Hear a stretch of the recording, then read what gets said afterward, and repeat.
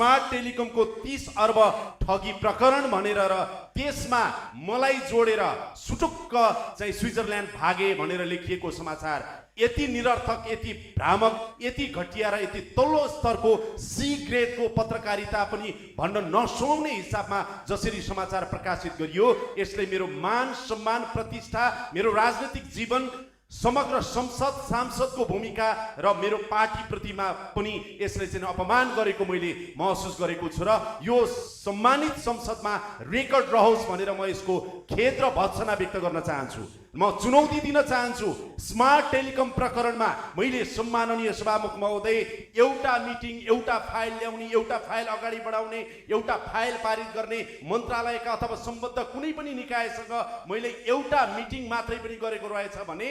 Smart टेलिकमको सन्दर्भमा घोटालाको त परै जाओस्, मिटिङ मात्रै गरेको रहेछ भने पनि मेरो सम्पूर्ण राजनीतिक जीवनबाट म सधैँका लागि बिदा लिन तयार हुन्छु।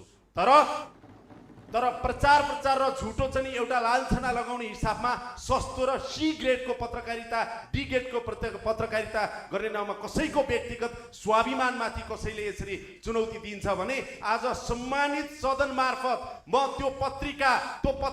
पत्रिकाका चाहिँ ओनरहरू, त्यसका सम्पादक र जो सम्बद्ध छन् उनीहरूलाई खुला रूपमा चुनौती दिन चाहन्छु कि यो प्रमाणित गर्न सक्दैनौ भने पत्रकारिताको जीवनबाट तिम्रो पत्रिका बन्द गर्न सक्ने तिमीसँग हिम्मत छ?